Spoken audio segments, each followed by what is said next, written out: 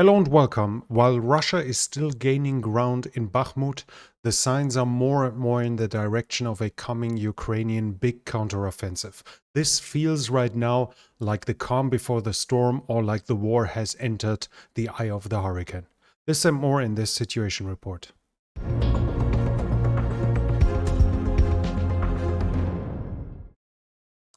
There have been attacks with Shahid 131 and Shahid 136. They were aimed mostly at Odessa, and Ukraine is reporting 14 out of 17 were shot down, but that means 3 still got through. The Ukrainians say they hit a industrial site which a fire was started in. Russian military bloggers claim that it hit the airport of Odessa, including the aircraft repair shop there. Right now, we see that the Rasputitsa, the mud season, is still in full swing. You see a MTLB pulling a M777 howitzer here, and you can see how little the movement, how slow the movement is, even with a fully tracked vehicle, showing that the Ukrainian counteroffensive will likely not start just yet, even if the Ukrainians might be ready at this very point. When it comes to the front lines north of the Siversky Donetsk, we have reports of a lot of unsuccessful attacks by the Russians, mostly on Makivka. The report is fighting in Makivka, then fighting from the direction of Ploshchanka and Chervonopopivka in the direction of Nevske. Also unsuccessful attacks at Terny and here at Torske. Which is here. So in these directions, the Russians still try to reach the Oskil, which is here. Further south of Kremina, the fighting is still continuing in the Serebryanska forest. No confirmed change in territory though. But we have something interesting. You might have seen this video over the past few days of a TOS rocket launch, multiple launch rocket system with thermobaric weapons, which was hitting this area here, Ukrainian positions, and it was geolocated to this very spot here. As you, if you see the shape of the forest here, and it's west of Ploshchanka, and if we compare it to this here, no, of Chervonopopivka was it? Here, Chervonopopivka is here. So the position is here. I cannot say whether that means the Ukrainians have always held that position or whether they already did a counterattack here that made them capture it, but it proved that the Russians at least were thinking there's a Ukrainian position here, because they wouldn't shell it without a Ukrainian position here. So probably the front line seems to be further east by 2.5 kilometers, more or less. South of the Siversky Donetsk, we have reports of fighting at Bilohorivka, attacks on Bilohorivka and in the direction of Verkhnokamianske. Basically, the Russians try to push further west here, but have not been successful here. There are reports of continuous fighting of additional attacks on Orikhovo, Vasilivka here, but the Russians didn't gain any ground from the reports and from what I could confirm. Where they did gain some ground, though, is Bakhmut. We see now here that this pro-Ukrainian map is basically giving, let's say, the eastern third of Bakhmut, that is west of the Bakhmutivka River, to the Russians now. In the last situation report, they had taken this area here, and as was to be expected, the Ukrainians have given up the position between the city center, the administrative building, and the Azom industrial plant to the Russians. Where exactly the front line is right now cannot be confirmed. That's not completely sure, but we have image from here that I can show you. This is fighting that is in Bakhmut. See the blue roof here, very easy to identify, and the fighting is in this direction to the right. So this should be Ukrainians. I cannot fully confirm it because with the uniform fragments, then you see I wouldn't completely bet on being able to identify one side, and I actually don't see any friend identification, friend-foe armbands or bands that we usually see here. But you see now that the person filming is shooting to the right, and the arm there, at least here, that looked quite a lot like Ukrainian uniforms. Yeah. So the fighting was here, and this is exactly here, as we can see on this picture here. You see the blue roof in the typical shape, and it's here. So the Russians were further down than this, basically fighting in this area. The Russians are creeping closer to the stadium, which is here. So while they've gained in the south and in the east and pushing the Ukrainians further west inside of Bakhmut, they still don't fully control it, and the lines of communication seem to still be open enough, especially as Russian attacks in the direction of Ivanivske and in the rough direction of Predechune failed. So the lines of communication in here through the T0504 and through tracks going this line, trails going here are still open. Further south, around Avdiivka, we actually have a confirmed successful Ukrainian counterattack here at Novoselivka. I have it here.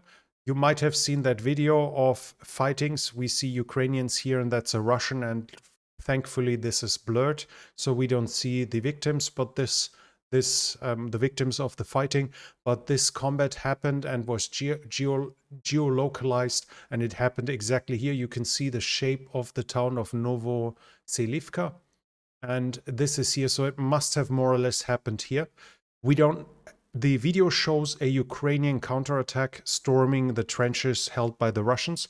We don't know whether they retreated afterwards or whether they are still holding this position, but at least this counterattack was successful, and we have video evidence proving this.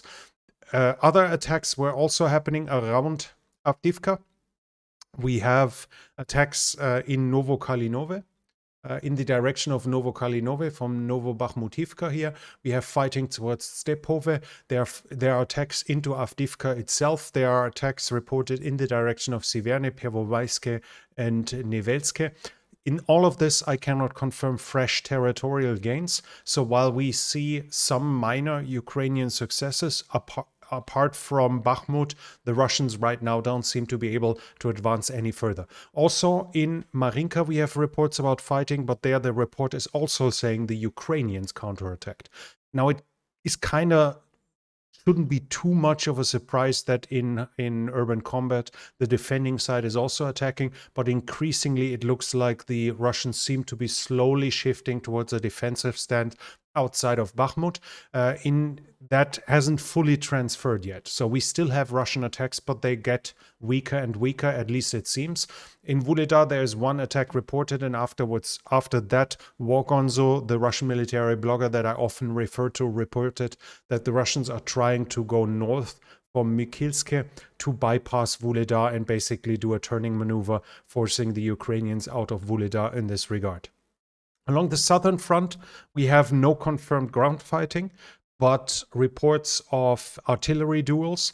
But the number is interesting because the press center of the Southern Command of the Ukrainian Armed Forces stated that the number of shells fired in the last week is down to 50 to 60 from roughly 100. So that means that 50 to 60 shells a week.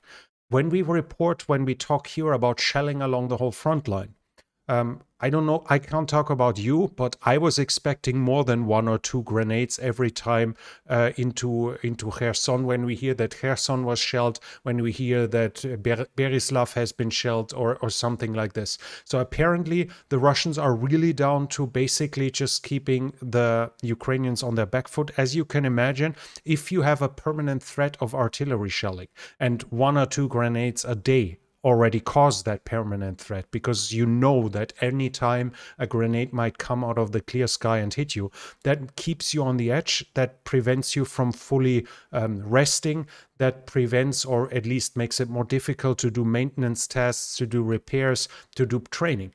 If you have your forces there and you want to do training, you need to keep cover close by. Otherwise, you risk that you suffer losses from one of those unexpected shells. And it seems like the Russians are no longer really trying to destroy Ukrainians on the western side of the Dnipro, but more that they want to keep them on the back foot, keep them busy, and basically prevent rest and recovery of the forces there. That shows the volume of artillery fire. 50 to 60 rounds is barely anything at all, but it's enough to cause danger, to cause permanent, the feeling of permanent dread and permanent danger. The Ukrainians are saying the Russians are bringing heavier gear closer to the front line here in southern Donetsk and Zaporizhia, especially from Mariupol. Are reports that heavy weaponry is brought up, meaning artillery and armored fighting vehicles, be it tanks, be it IFVs. That shows bringing them closer to the front line means they are better in range of Ukrainian long-range artillery, be it Excalibur shells, for instance, from the 155s, be it HIMARS, which is seen generally that the Russians expect to need them fairly soon along the front line, meaning the Russians are basically expecting a counteroffensive coming soon. The fighting also, the attacks from the Russian side seem to have more or less stopped in southern Zaporizhia and in western Donetsk. They still focus heavily on reinforcing their entrenchments there, on building new fortifications, etc. All of this shows that the Russians are basically holding their breath for the coming Ukrainian offensives. Along the southern front, we also have a report of the usage of guided bombs by the Russians, fired from Sukhoi 35. They said they were hitting Kherson and Berislav, which is here. Both of it shows, again, the basic issue what the Ukrainians have with the JDAM. Now, JDAM ER might have 80-kilometer range or whatever you find, but that doesn't mean they can actually hit 80 kilometers over the front line, because any of those guided bombs usually don't have their own propellant. They are just gliding. With extended range, they basically extend wings that allow them, like a sailing plane, like a glider, to glide towards the enemy. To extend the range, you have to be faster and you have to be higher. And to be high means you are fully, the enemy is fully capable of tracking you with his air defense radar systems. And then depending on the range you have towards his air defense systems, he can shoot at you. So if we hear about long-distance gliding bombs, like be it JDAM, be it like the FAB 500 with the guiding systems, that doesn't mean the respective side can use them over the front line at the maximum extent, because for that they would have to fly at very high altitude towards the front line, meaning they get shot down by the enemy's long-range air defense system. We either will see them at long range, but shot from so far away from the front line that they barely cross the front line, or they will be used in very low flying, where the jet is basically staying below the trees, if he can, just pulling up momentarily, pulling up the nose to release the bomb in a ballistic arc, which will then extend it to a handful of kilometers behind the front line. In both cases, it's still of an advantage because it brings a lot of explosives, far more than, for instance, the HIMARS, to a specific point, especially as those JDAMs have a high accuracy, and the FAB supposedly one as well. So again, we see that the numbers we hear about range shouldn't be calculated that easily, because they can't be used from the front line directly here.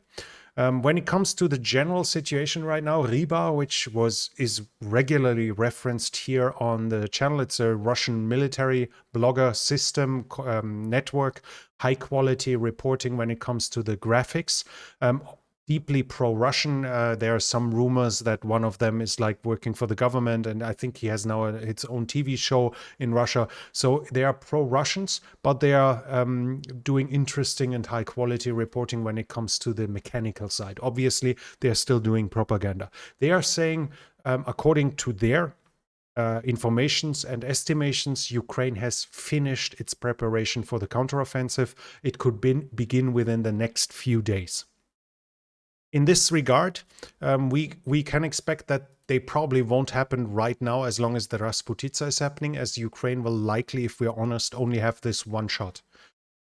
Unless the US start delivering heavy weapon systems out of their own depots in a bigger scale, so basically offering a couple of hundred main battle tanks and maybe 1,000 or 2,000 Bradleys, this is the one shot the Ukraine has, at least for now. If their offensive fails, if with heavy losses, that's it for them, unless somewhere out of thin air strong reinforcements are supposed to arrive for Ukraine, so that they begin their offensive with limited maneuverability seems highly unlikely. So we should have a couple more days at the very least until the offensive starts. In this regard, we can probably also see the attacks with HIMARS on Melitopol.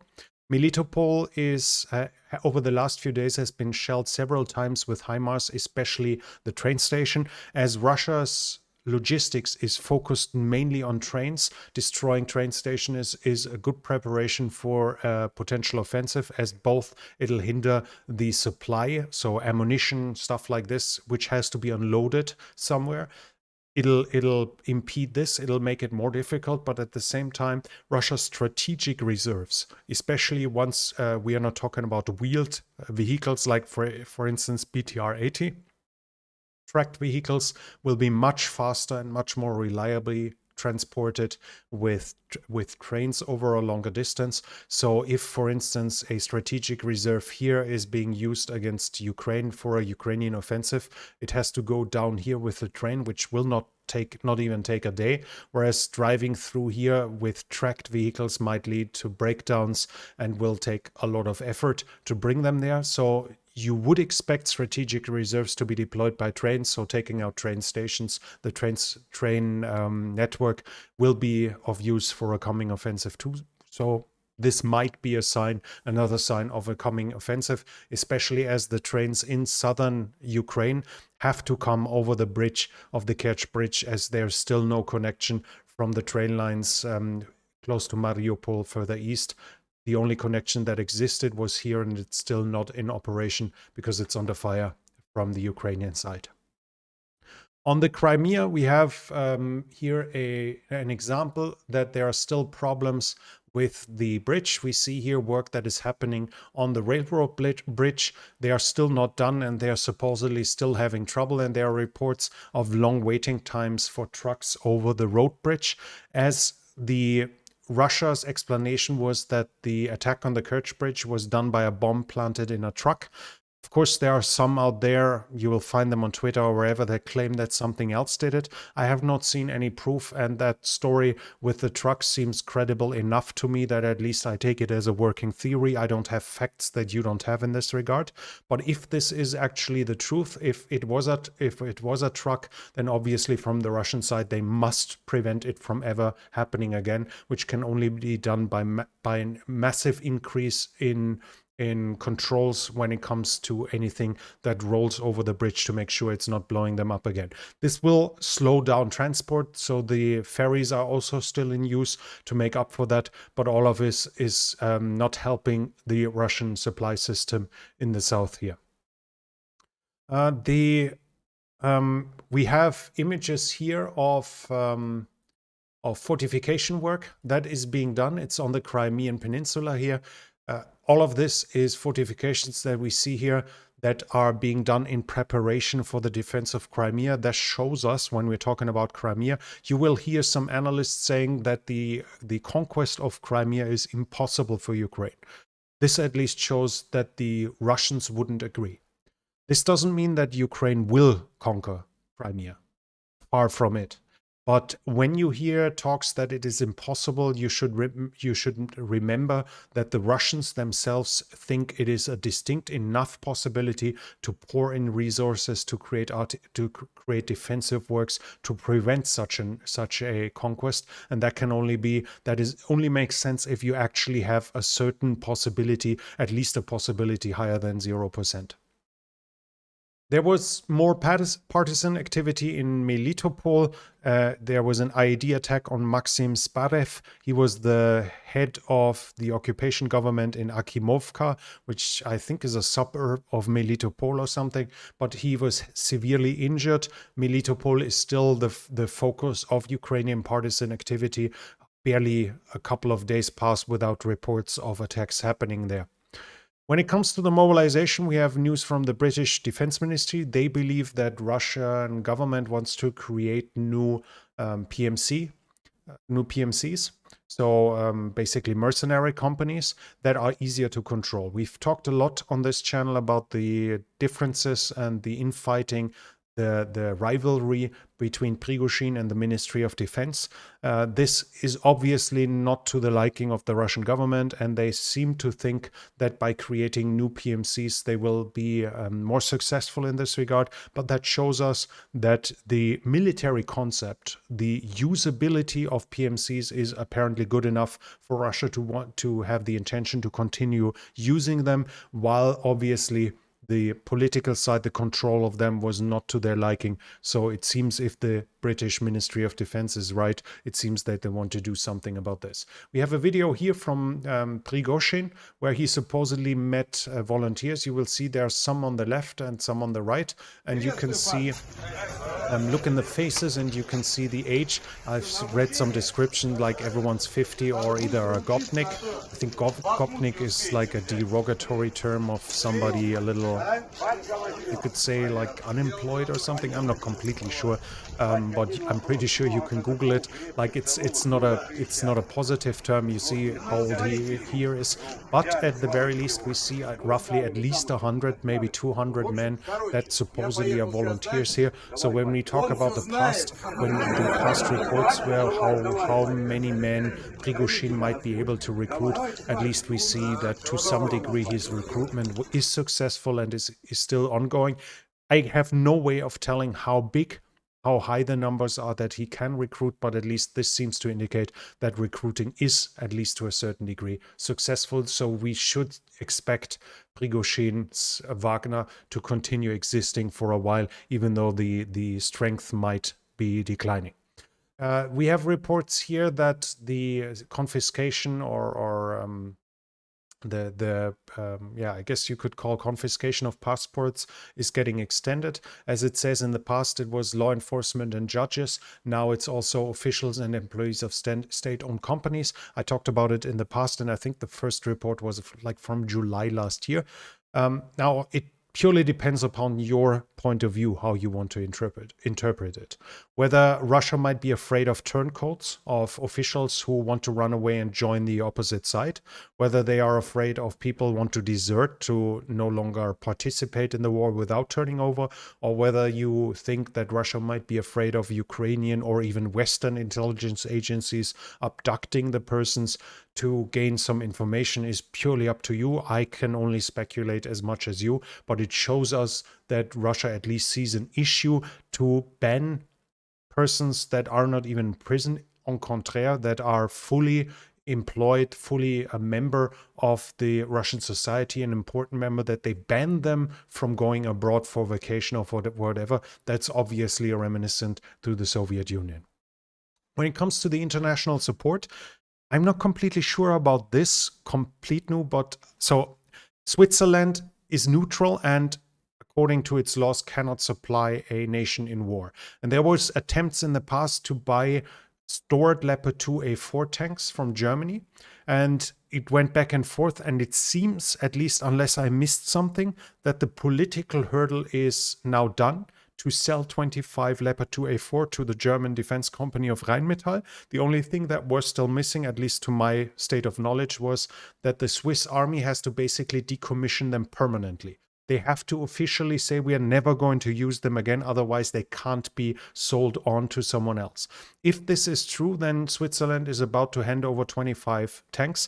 Now, Switzerland's laws prevent those tanks from being used in Ukraine, but obviously Rheinmetall, either after refurbishing them or the way they are, can hand them over to someone else, who then has 25 more Leopard 2s than he might need, who then can hand over 25 Leopard 2s that were never in Switzerland to Ukraine. That might be Finland, for instance, who supposedly has 80 to 100 Leopard 2A4s in storage. That could be Poland with the Leopard 2s they still have in operation. Whoever it is, this basically means that Ukraine can get 25 additional Leopard 2A4s without Switzerland actually intervening in a way that they hand them over personally. It's obviously that's political play. It doesn't change anything that Switzerland helps Ukraine get the tanks, but the laws in Switzerland, unless they change their constitution, apparently they can't do anything else than that.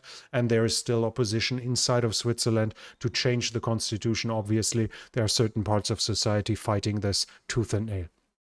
We have, other than that, We have here a video of the Avenger air defense system being in use in Ukraine. Now, the Avenger is basically Stinger manpads mounted on a Humvee. It also has a 50 cal machine gun that you could see here. That is added to the whole system. It's obviously much more mobile. It has better optics than the regular manpads of the Stingers, but it's the same missile.